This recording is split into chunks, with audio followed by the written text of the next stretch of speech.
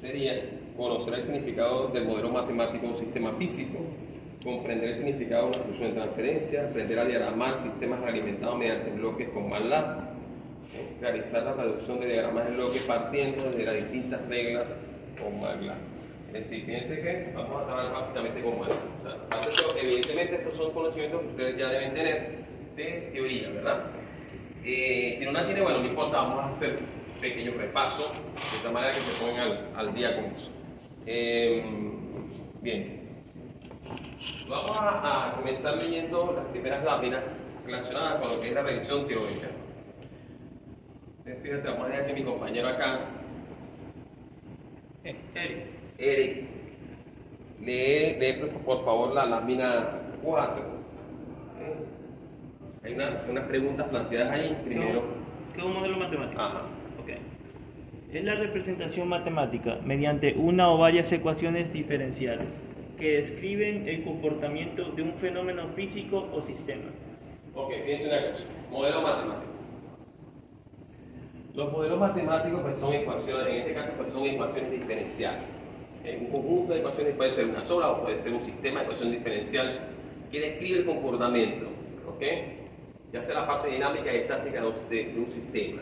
O sea, simplemente lo que hace es describir ese comportamiento. Eso es lo que hacen los físicos. Simplemente lo que hacen es modelar los fenómenos físicos y una vez que los modelas tú puedes calcular, hacer cálculos y puedes, digamos, de algún modo saber, por ejemplo, si el cometa que viene en camino va a caer o no.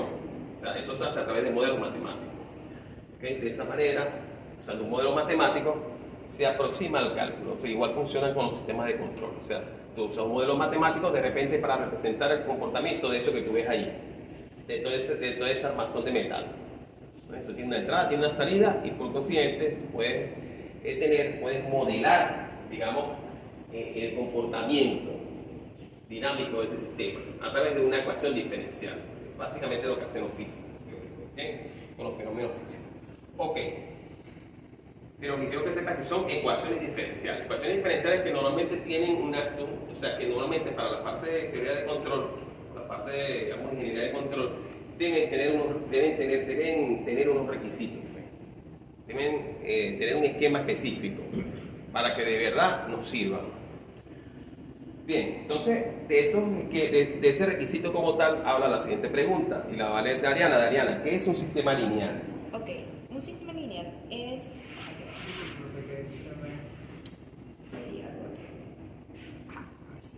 Ok, es aquel sistema cuya ecuación diferencial posee coeficientes que pueden ser 1.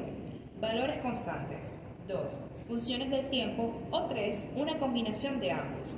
A los sistemas cuyas ecuaciones diferenciales poseen solo coeficientes constantes se les denomina sistemas lineales invariantes en el tiempo. Por otro lado, a los sistemas cuya ecuación diferencial incluye coeficientes que sean funciones del tiempo se les denomina sistemas lineales variantes en el tiempo. Ok, fíjate una cosa, vamos a plantear un ejemplito aquí. Fíjate que estamos hablando de dos tipos de sistemas de dos tipos de ecuaciones diferenciales. Un sistema lineal incluye dos tipos, ¿verdad? Okay. Entonces, aquí tenemos, por ejemplo, una ecuación diferencial.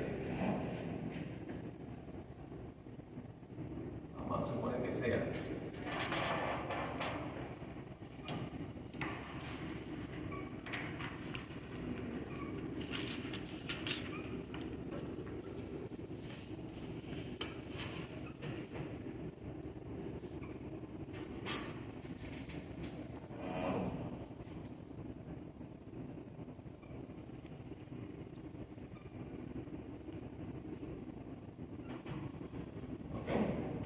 ahí está. Aquí tenemos una ecuación diferencial.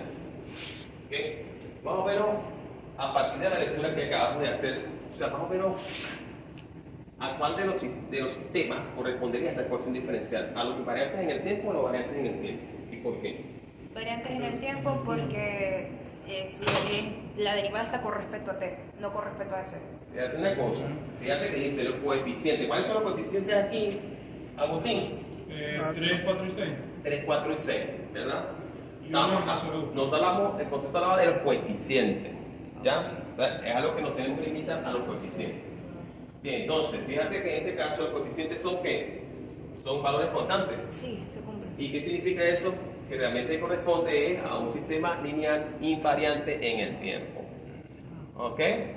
Invariantes en el tiempo. Aquí, por supuesto, vamos a asumir que la variable independiente es el tiempo. Esa va a ser nuestra variable independiente, el tiempo. Entonces, estas son funciones dependientes del tiempo, tanto y como u. ¿Ok? Bien, entonces, fíjense ustedes. La pregunta que queda en el aire es, pero entonces, ¿cómo sería una ecuación diferencial correspondiente a un sistema variante en el tiempo? ¿Ok? Dice allí que los coeficientes son funciones del tiempo. ¿Ya? Entonces, de repente, ¿cómo sería eso? Vamos a suponer. Yo agarro y describo. Bueno, agarro y digo esto. Perfecto. Entonces, en vez de colocar aquí 3, pongo 3t. ¿Sí?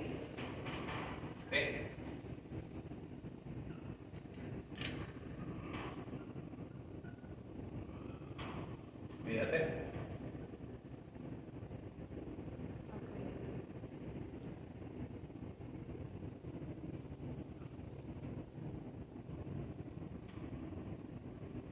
Fíjate acá.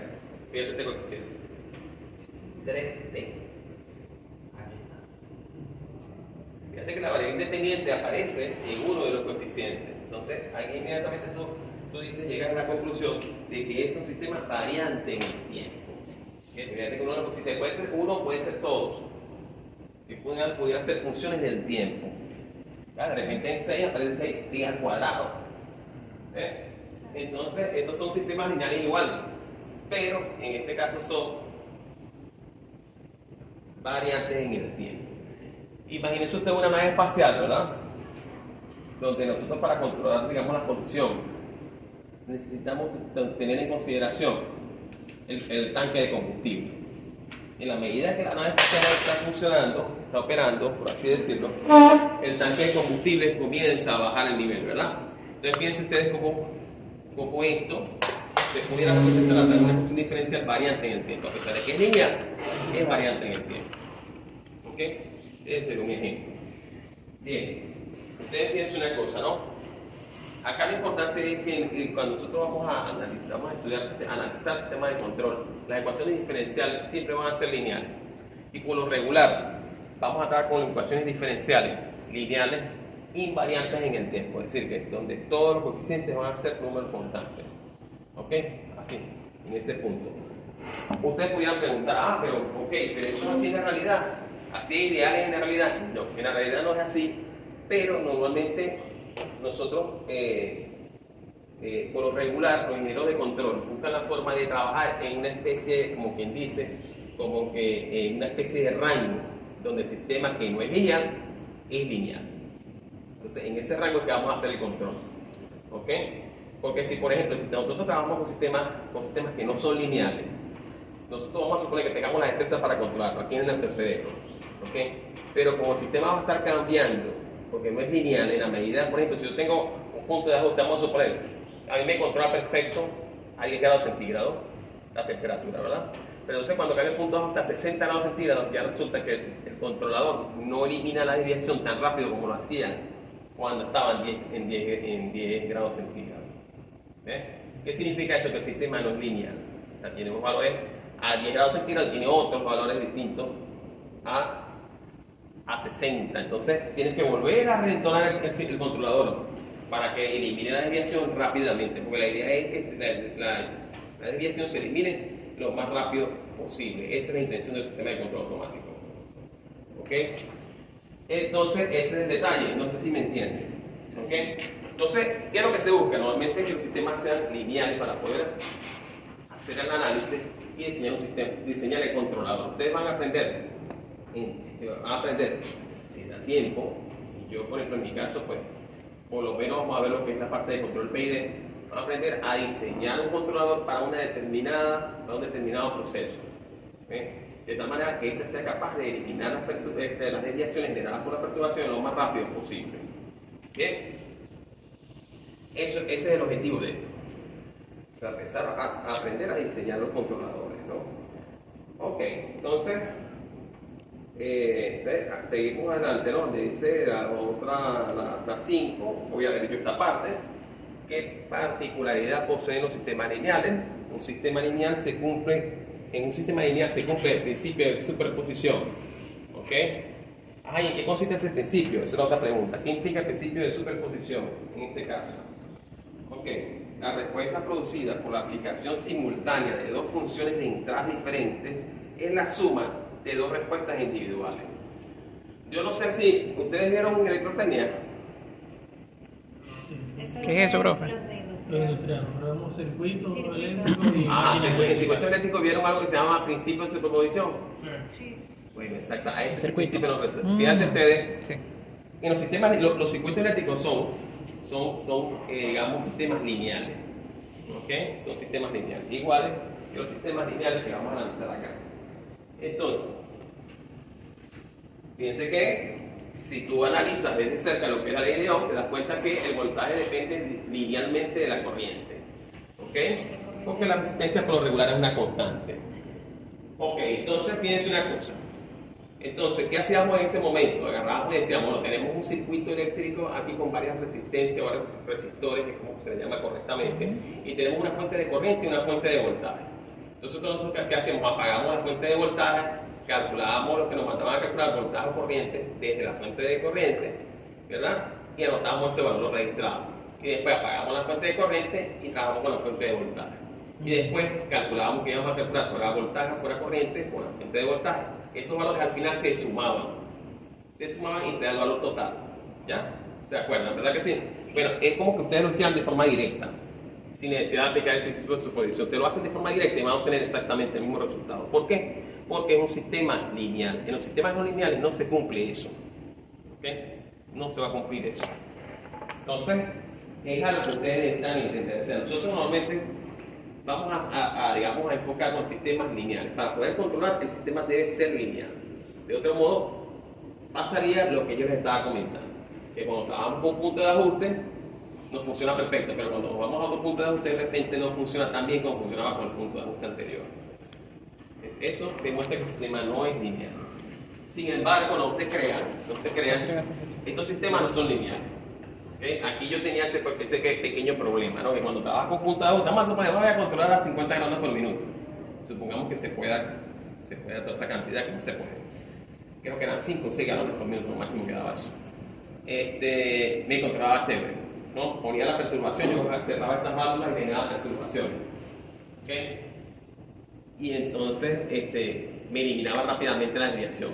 Pero cuando trabajaba con otro punto de ajuste, se tardaba más. El sistema no era tan lineal. Sin embargo, no era tanto como para alarmarse. ¿Okay? También controlaba bien. Pero no lo hacía tan bien como alguna intervalo de esa variable de proceso. Ok, muchachos.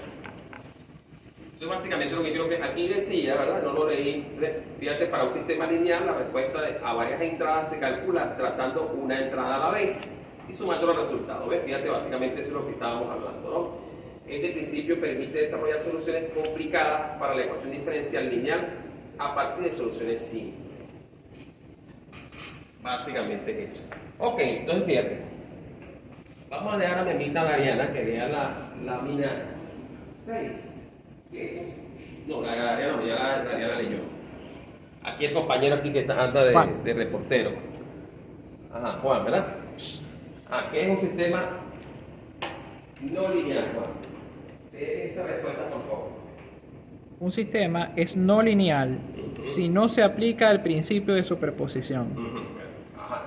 La respuesta a dos entradas no puede calcularse tratando cada una a la vez y sumando los resultados. Los siguientes son ejemplos de ecuaciones diferenciales no lineales. Ok, imagínate acá. Vamos para este ejemplo que está más sencillo, para que lo vean. Bueno, aquí nos vamos y decimos, chévere.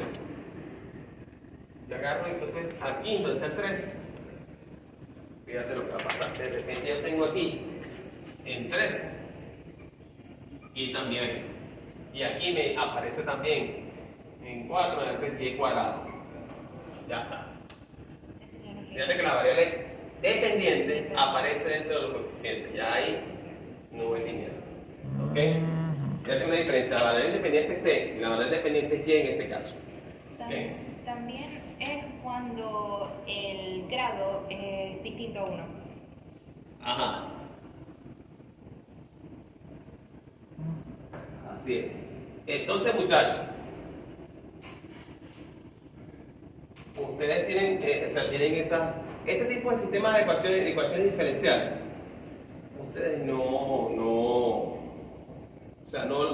vamos a analizar acá para el sistema de control. Siempre tienen que ser sistemas lineales, ¿ok? Para que podamos controlar, porque si no vamos a tener problemas serios. ¿Okay? Vamos a sintonizar un lazo de control y de repente cuando con un punto de ajuste no funciona perfecto, pero entonces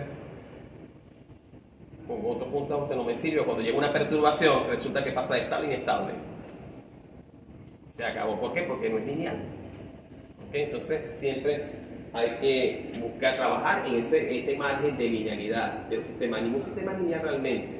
Y las ecuaciones diferenciales, los modelos matemáticos, no representan con exactitud extrema el comportamiento del sistema, sino que es una aproximación. Entonces uno lo que hace es una aproximación de ese comportamiento. La matemática nos permite aproximarnos a ese comportamiento real, ¿okay? Pero es una aproximación. ¿Ya? Es algo que quiero que quede claro. Bien. Entonces, seguimos entonces, muchachos.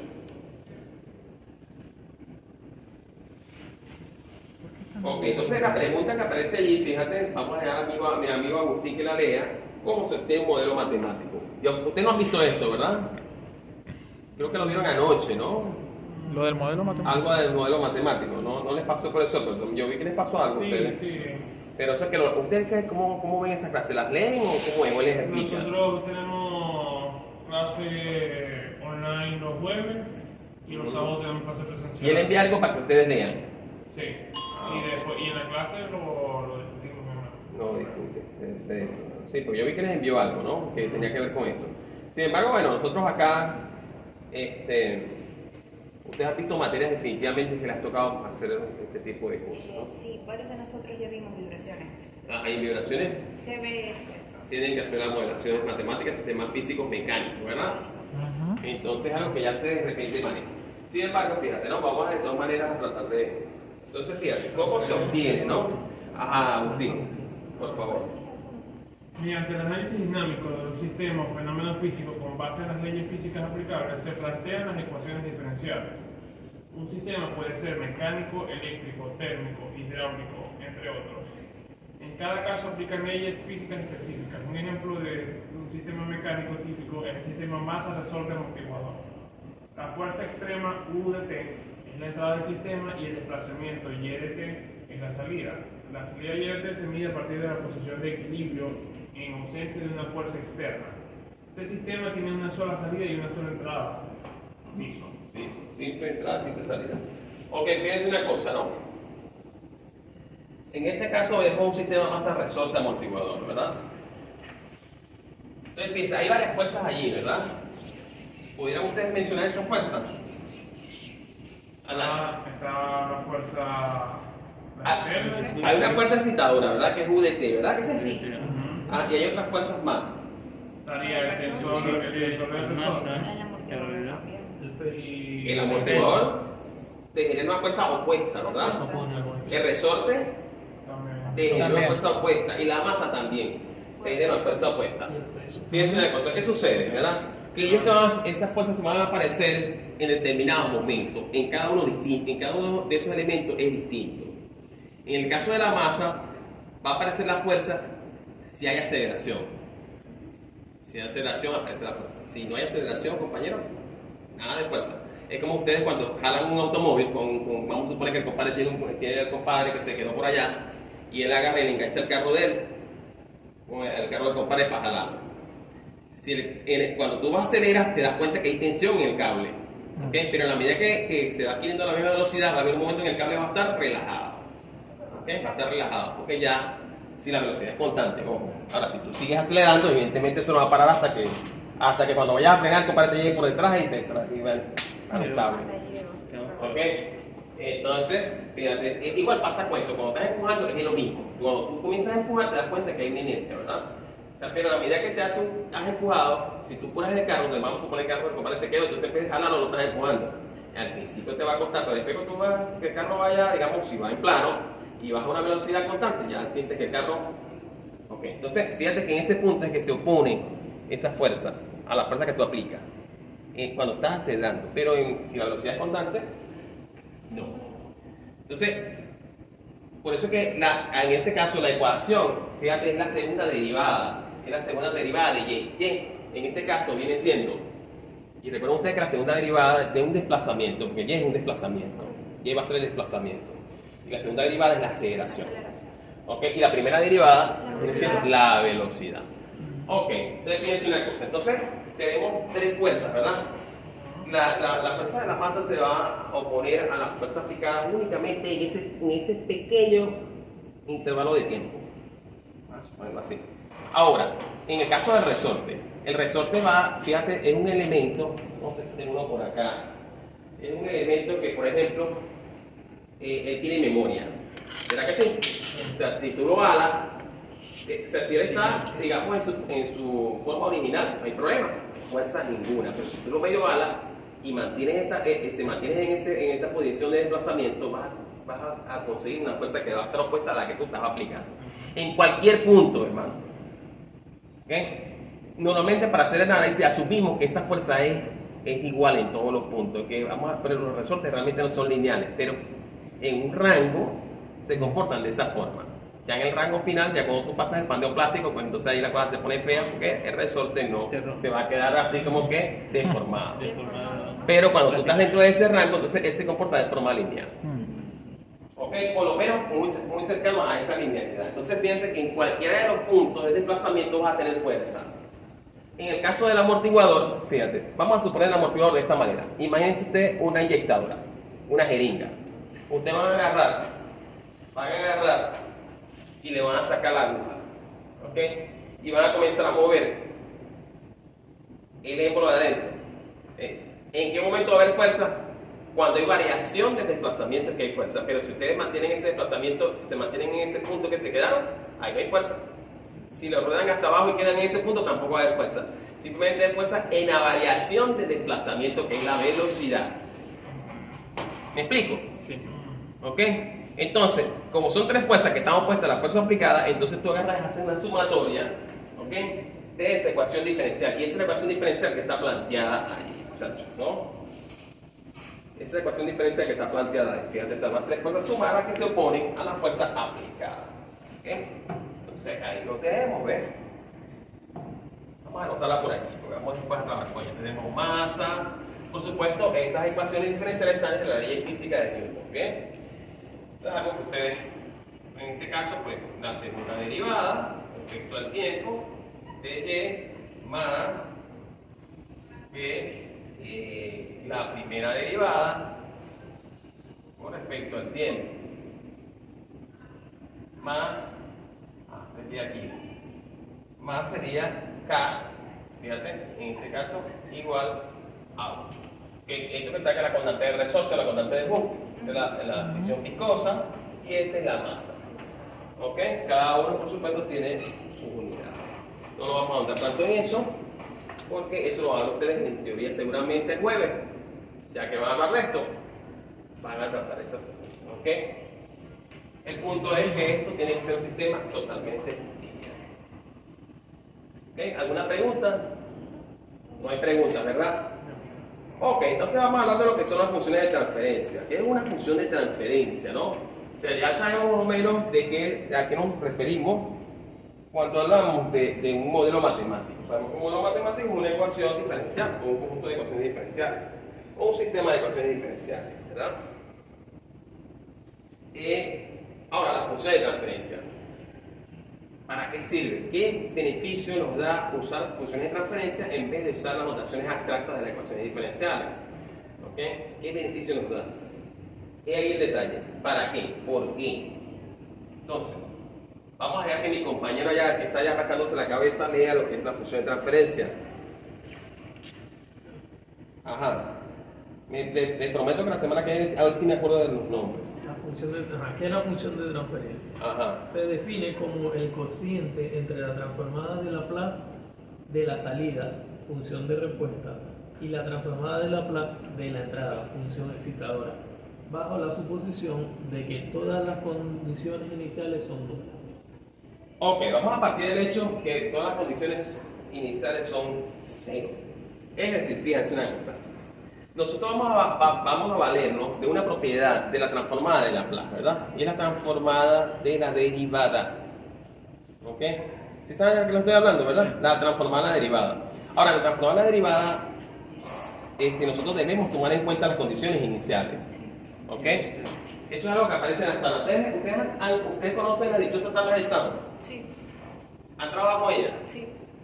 Pues les felicito porque no todo el mundo trabaja con eso. Yo doy clase allá en Santiago, ahora más tarde me toca ir para allá. Y la verdad, como yo no tengo ni idea de lo que es eso ni de qué se come. Digo, o sea, ¿cómo es posible que pasó por ingeniería ustedes me hayan tocado ya una tabla del Chavo? Pero bueno, yo pienso que eso vale el profesor. ¿Ok? A mí me criticaron mucho porque lo ponía a otras profesoras y me gritaron, no, pero que ya eso no se da, que ya eso no se da. O sea, tú sí le digo, ¿tú sí revisaste los libros de teoría de control, los últimos libros? O sea, ¿qué ha cambiado? Nada. Todo el mundo sigue usando yoga acá. ¿Por qué tú dices que eso no se da ya? O sea, porque tú no quieres, a ti no te gusta. No, y la única excusa es decir que no, quizás que no sean las tablas, sino que usen algún programa que resuelva la transformada por una, es lo único. Forma sí, pero, automática. Pero ni siquiera es por eso, sino que sencillamente ellos dan otras, hay profesores que dan otras cosas. Se ponen a dar videitos así, o sea, las clases. ¿Ok? Tú tienes que agarrar, y entonces, irte a los libros, compañero. Tienes que irte a los libros. Yo soy muy de los libros. Yo prefiero las tablas.